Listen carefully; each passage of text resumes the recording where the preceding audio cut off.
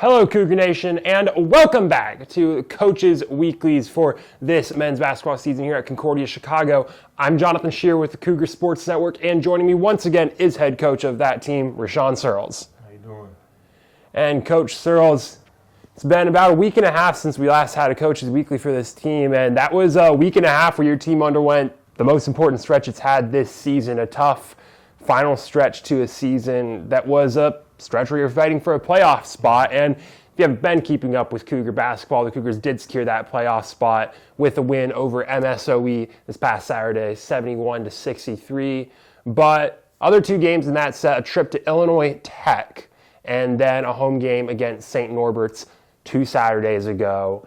And the team lost that game to St. Norbert's by 3 points, a tough loss to a team, a very good St. Norbert's basketball team that really set up a must-win final 2 games for the Cougars, and that's what it was headed into that MSOE game. Win, because there was an earlier slate of games. Win, you guys finish 5th in conference. Lose, you guys don't make playoffs. So that's a really unique situation to be in. Going in, everyone else in conference is done with their season, and it's a winner-lose game for you. Winning in, lose, you're done. How do you prepare the team through that whole stretch as a whole, but also for that last game, that must-win game? We've just been preparing how we were, for that last game like we did the entire year. My message to the team throughout the year was just keep getting better. It doesn't have to be perfect in the beginning, but it'll all come together if we just stay consistent. And so that's been our message.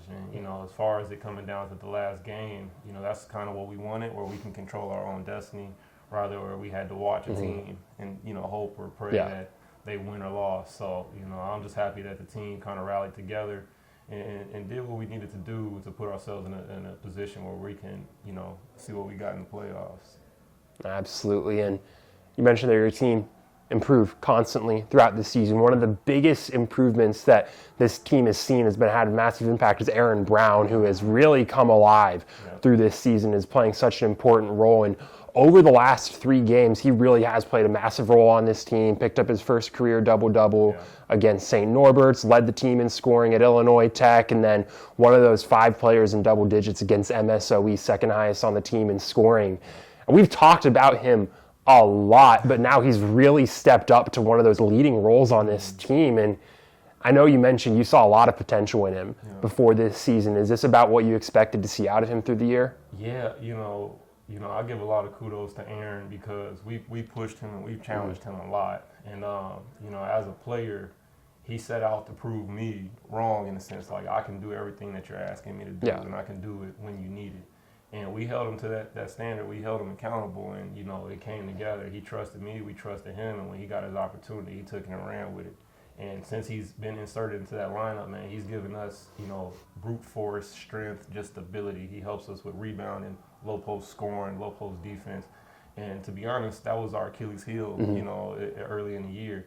And him and Sean Beckman, they really, solidified that part of the game. And it's helped us tremendously. And, I'm thankful for Aaron. And I'm thankful for Sean as well, but Aaron, he's come a long way, and I'm happy to see where his future is going to take him. Absolutely, and also on that roster, your team's star player Jacob Collicott, who has been lead role all season long, but that role has shifted a little bit as the season's gone on. You look back towards the start of the season, and that's lead scorer, lead rebounder, lead pretty much everything. But as this season's gone on, you've seen your team come with the ability to have more people scoring. He doesn't have to fill that role of lead scoring. We've seen that. There's a bit more distribution going on with that part of the game. The rebounding is still there, but he's still able to lead that team, still excel, but in a different way. Was that something you hoped for to happen this season, and how have you liked seeing that play out over the last few weeks? I think it's just a progression of, the team getting more cohesive, more chemistry, and I think that guys around him are getting more confident, more comfortable, and they're settling in and they're accepting their roles, and guys are understanding when you're open, shoot the ball, and believe that you're going to make it, and, in practice, we switched some things around to kind of help with ball movement and, getting everyone involved. And I think the team is just really, really latched on to that, and they've enjoyed it. And I think it makes the game more fun when everyone's involved. And I think Jacob understood that, at this point in the season, a lot of the scouts are going to be on him. And, in order to alleviate scoring opportunities for him, he has to help get other people involved as well. And other people have to take those opportunities to score and really make the most of it. So Jacob has been a great leader, and he's grown on and off the court this year.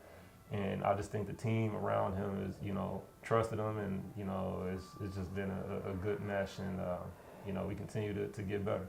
Absolutely. And, your team's gotten better right at the right time of the year. They have been hot for the last few weeks and helped them secure what is a 5th seed in the conference tournament. I mean, it is a big turnaround from a team that at one point of the year felt as if this season is gone off the rails. It might be done. And now your team's 5th in conference, and they're traveling up to Mequon for a Concordia playoff game against Concordia, Wisconsin tomorrow night on Wednesday at 7 o'clock. And that's a team you've played twice this year, once in conference and then once at CIT. And both times not here. You have played them, though, at Mequon already this year, and you're headed back there to take them back on at Mequon, which is a hostile environment. Mequon can get loud. They get rowdy for that team. But this is also a different team that your team is that played them the first time. So what's your approach going into a team that you've played twice, that you've gotten close to beating before this season? And how do you prepare for that game, and what is a bigger game than any you've played for both of these teams? Yeah, well, first thing I want to say is, even when we went through our rut in the season, we always believed that if we just kept chipping, we would be exactly where we are now. And then the second thing is, like you said it, Mequon is a hostile environment. It's tough to play there. Like Concordia, Wisconsin's 9-2 at home this year, but they're 5-10 on the road or in neutral sites. So it's going to be a tough game, but we're going in, and the message that we're preaching is to expect nothing. Don't expect calls. Don't expect anything to go our way. We have to go and take it, and we have to lean on each other. It's going to be a big crowd. It's going to be a rowdy crowd. We have to rely on each other, and we have to communicate to the point where no one can miss anything. And so that's kind of the message. Just be physical, play hard, play together, and have fun, get lost in the moment. So. Absolutely. And yeah, that's it for this Coach's Weekly. And men's basketball is not done yet.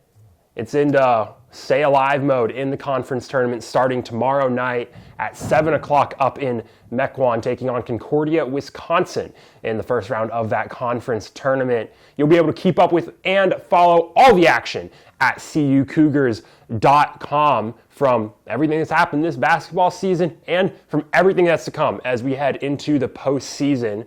Thank you for joining us for this Coach's Weekly's Coach Searles. Thanks for joining us, and best of luck to your team tomorrow night and through the rest of this conference tournament. Absolutely. Thank you. And that'll do it on this week's Coach's Weekly. Thank you for joining us. Make sure to join us next time. And as always, roll Cougs. Roll Cougs.